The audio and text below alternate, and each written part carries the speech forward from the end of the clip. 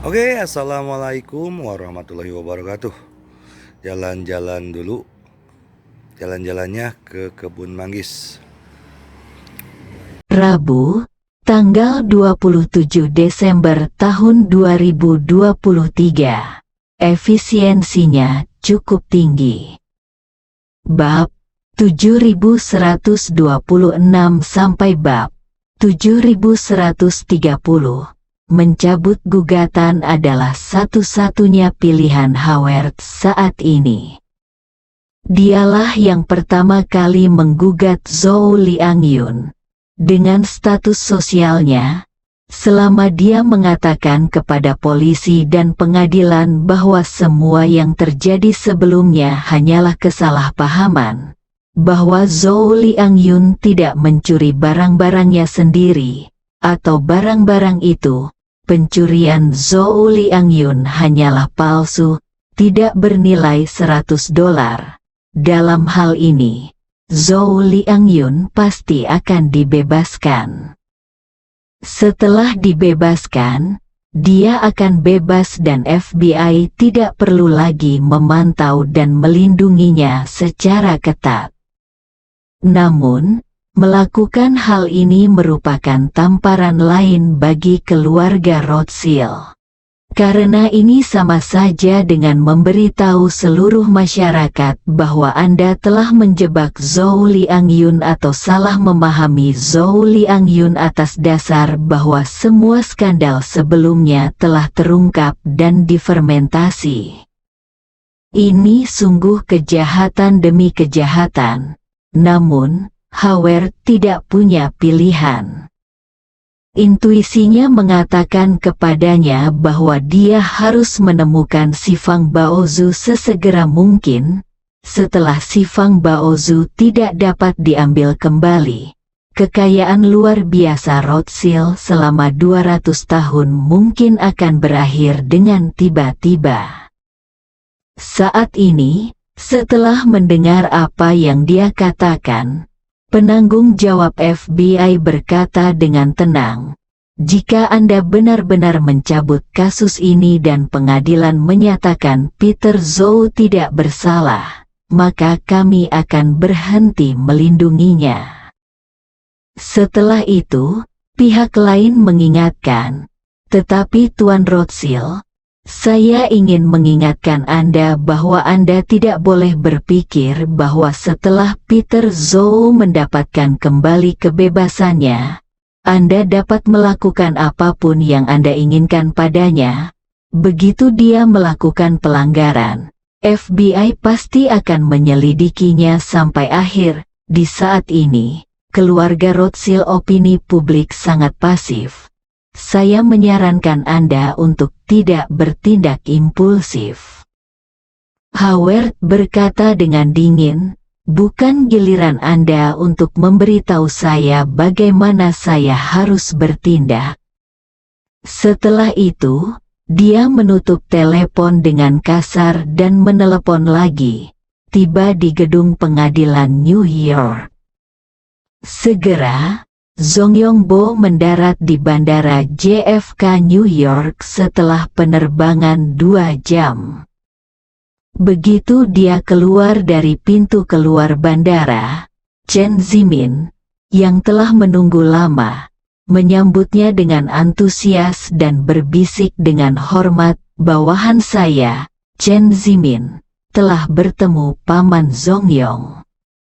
Paman Zongyong tidak melihat terlalu banyak tua, baru berusia 40-an, usianya sekitar 20 tahun dan memiliki sosok yang tinggi dan lurus. Dia sangat mirip dengan bintang paruh baya di industri film dan televisi. Dia memiliki temperamen orang yang dewasa dan sukses. Ketika dia melihat Chen Zimin, dia berkata dengan sedikit emosi, "Terakhir kali aku melihatmu, kamu berumur kurang dari 10 tahun. Tapi sekarang kamu terlihat hampir seumuran denganku." Chen Zimin berkata dengan sedikit terkejut, "Aku tidak melakukannya." Jangan berharap Paman Zongyong masih mengingat bawahan. Tentu saja aku ingat, Paman Zongyong berkata dengan ringan, ayahmu dan aku memiliki persahabatan. Setelah mengatakan itu, dia mengubah topik dan bertanya, sudahkah kamu menyelidiki situasinya tentang Peter Zhou dengan jelas? Apa sebenarnya yang diminta oleh guru Inggris untuk Anda dan saya cari? Chen Zimin berbisik, bawahan saya telah menemukan beberapa informasi. Saya akan menjelaskannya kepada Paman Zongyong secara perlahan setelah kita masuk ke dalam mobil. Oke, jazakumullah khairan kasiran. Terima kasih kepada Nona Rismawati SH, yang sudah kirim super tanknya kepada Mimin. Semoga kebaikannya dibalas sama Tuhan Yang Maha Esa berlipat-lipat ganda, dan disehatkan selalu serta dilancarkan dalam segala urusannya. Amin ya robbal alamin. Oke, mari kita lanjutkan ceritanya lagi. Keduanya meninggalkan bandara, tiba dengan Rolls-Royce Phantom edisi terbatas Chen Zimin. Chen Zimin bertindak sebagai pengemudi dan membukakan pintu belakang untuk Zhong Yongbo. Setelah Zhong Yongbo masuk ke dalam mobil, dia menutup pintu-pintu dan kembali ke taksi. Kembali ke taksi, Chen Zimin menyerahkan beberapa data gambar yang dicetak kepada Paman Zongyong dan memperkenalkan, Paman Zongyong, inilah yang diminta oleh Tuan Inggris agar Anda dan saya bekerja sama untuk menemukannya, coba lihat. Paman Zongyong mengambilnya. Setelah kira-kira melihat informasi tersebut, dia berkata dengan ragu, ini hanyalah pagoda emas biasa. Apa istimewanya sehingga layak mendapat perintah pribadi dari Tuan Inggris? Apakah Anda menemukan informasi atau materi lain? Chen Zimin berkata dengan cepat, kembali ke Paman Zongyong. Bawahan saya bertanya-tanya, tetapi mereka tidak mengerti apa yang istimewa dari barang antik ini. Keluarga Rothschild tidak mengungkapkan informasi apapun. Mereka hanya tahu bahwa leluhur mereka tertarik padanya. Kami sangat mementingkan barang antik ini, dan serangkaian skandal yang terungkap baru-baru ini sebagian besar disebabkan olehnya. Paman Zongyong mendecakkan bibirnya dan berkata pada dirinya sendiri, aneh, sungguh aneh. Hal yang tidak mencolok seperti itu benar-benar dapat membuat orang Inggris guru tertarik padanya karena dia memiliki beberapa kelebihan yang tidak diketahui. Setelah itu, dia bertanya lagi, guru Inggris meminta kita untuk menemukan petunjuk yang relevan tentang hal ini. Jadi dari mana kita harus mulai? Chen Zimin dia berkata, Hui Zongyongbo, konteks umum dari masalah ini adalah bahwa pedagang barang antik mencuri barang antik ini dari keluarga Rothschild. Keluarga Rothschild selalu ingin mendapatkannya kembali, tetapi dia tidak bisa. Dia mengatakan bahwa bahkan keluarga Rothschild pun tidak bisa mengeluarkan sepatah kata pun tentang dia. Jadi dia adalah orang yang keras kepala. Paman Zongyong berkata dengan tenang, saya telah melihat banyak orang yang keras kepala. Tetapi jika mereka benar-benar menggunakan trik, saya belum pernah melihat orang yang bisa bertahan. Setelah itu, dia bertanya kepada Chen Zimin, di mana pedagang barang antik itu sekarang? Bahwa saya menemuinya. Chen Zimin buru-buru berkata, orang itu saat ini berada di rumah sakit Manhattan dan sedang dirawat. FBI sedang mengawasi.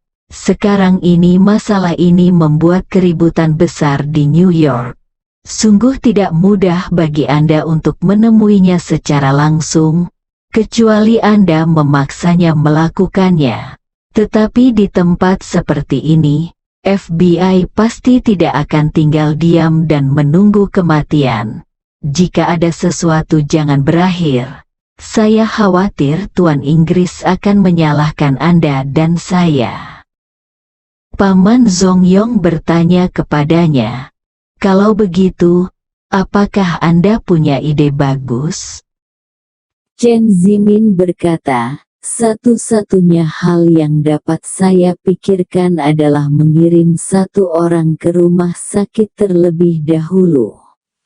Mungkin Anda tinggal lebih dekat dengan pihak lain, lalu Anda dan bawahan Anda berpura-pura menjadi pengunjung untuk mengunjungi teman Anda. Selama kunjungan Anda dapat mengetahui situasi di dalam dan menemukan titik terobosan yang sesuai. Zongyong Bo mengangguk, ini adalah sebuah cara. Mungkin tidak mungkin menyelesaikan masalah sekaligus. Cari tahu situasinya terlebih dahulu, lalu lihat apakah ada peluang yang cocok untuk mengambil tindakan. Cara terbaik adalah dengan mengeluarkan orang tersebut dari rumah sakit sebelum FBI dapat bereaksi, dan kemudian temukan tempat yang aman untuk membiarkan dia berbicara secara perlahan. Chen Zimin berkata dengan tergesa-gesa, tempat yang aman mudah untuk ditangani. Anjia memiliki banyak tempat tinggal dan bisnis di New York. Dan kerahasiaannya sangat penting, sangat tinggi. Pertama-tama Anda dapat menemukan tempat yang cocok untuk mengunci orang tersebut. Setelah mengetahui keberadaan barang antik ini dan mendapatkannya, biarkan dia menghilang diam-diam dari dunia. Oke, Paman Zongyong berkata tanpa berpikir. Hanya lakukan apa yang kamu katakan dan lakukan dengan cepat, Chen. Zimin tersenyum datar dan berkata, sejujurnya, Paman Zongyong, ketika kamu di pesawat, bawahanmu sudah mengatur agar orang-orang dirawat di rumah sakit. Sekarang, kamu harusnya langsung mengaku. Setelah itu, dia dengan cepat menjelaskan, tolong jangan salahkan saya, Paman Zongyong, karena membuat keputusan sendiri. Saya juga merasa waktunya sangat sempit, dan Anda berada di pesawat pada saat itu. Saya tidak bisa diskusikan dengan Anda, jadi saya taruh bidak catur ini terlebih dahulu. Paman Zongyong, jika menurut Anda bidak catur ini berguna, maka bawahan Anda telah melakukan sesuatu yang berarti. Jika menurut Anda bidak catur ini tidak berguna, Paman Zongyong, abaikan saja dia. Dia akan dirawat di rumah sakit untuk jangka waktu tertentu dan dia akan dipulangkan setelah dia pulih. Dan tidak akan menimbulkan kecurigaan. Paman Zongyong tersenyum tipis dan berkata, Tuan Wu mengatakan di telepon bahwa Anda berani dan banyak akal, dan meminta saya untuk lebih mendengarkan saran Anda dan tidak pernah membuat kesalahan saat bekerja sama dengan Anda. Tampaknya dia memang benar. Anda benar-benar pintar. Jika Anda menunggu saya datang dan kemudian memberikan saran ini, 2 atau 3 jam di antaranya akan sia-sia, Chen. Zimin menghela napas lega dan dengan cepat berkata dengan hormat, terima kasih, Paman Zongyong, atas pujian Anda. Saya akan melakukan yang terbaik untuk membantu Anda menang, Chen. Zimin adalah manusia. Meskipun dia tidak memiliki kultivasi, Otaknya bekerja lebih cepat daripada orang biasa, dan penglihatannya lebih beracun daripada orang biasa. Dia tahu situasinya ketika dia menghancurkan King Hui. Jangan lihat di fakta bahwa dia sudah menjadi menantu dari keluargaan dan tinggal di New York. Status sosialnya juga dianggap terkemuka. Namun kekayaan dan kehidupannya sebenarnya terikat di tangan Po King Hui. Begitu dia dibersihkan, penawarnya akan dihentikan. Bahkan jika dia adalah menantu dari keluargaan, meskipun dia adalah kepala keluargaan, dia hanya akan mati. Oleh karena itu, berdasarkan hal tersebut, ditakdirkan bahwa ia hanya bisa naik setinggi-tingginya di masyarakat Po King, sedangkan statusnya di masyarakat tidak signifikan. Dalam pertemuan Po King, kekuatan selalu berbicara. Tak perlu dikatakan bahwa Tuan Ying sangat kuat, tetapi selain dia, 3 tetua dengan status tertinggi di masyarakat Po King adalah 3 tetua, diikuti oleh 4 earl, dan kemudian keturunan dari keluarga Tuan Ying termasuk Wu Tianlin. Meskipun Wu Tianlin sangat dipercaya dan dihormati oleh Tuan Inggris, di Po King Hui, ketika dia bertemu Paman Zongyong, dia harus merendahkan diri dan menyebut dirinya bawahan. Ini seperti kerabat kaisar di zaman kuno. Meskipun mereka memiliki hubungan darah dan memiliki hubungan lebih dekat dengan kaisar, tidak ada yang bisa duduk di kepala jenderal pertama dinasti dan omong kosong, kaisar tidak akan setuju untuk dia. Oleh karena itu, Chen Zimin pun ingin memanfaatkan kesempatan ini untuk bisa dekat dengan Paman Zongyong. Jika bisa lebih dekat dengannya akan bermanfaat di kemudian hari. Jadi keduanya langsung menuju rumah sakit Manhattan, berniat pergi ke sana untuk mencari tahu. Pada saat yang sama, Ye Chen membeli karangan bunga dari toko bunga di lantai bawah rumah sakit Manhattan, dan berjalan ke lobi di lantai pertama rumah sakit Manhattan sambil memegang bunga.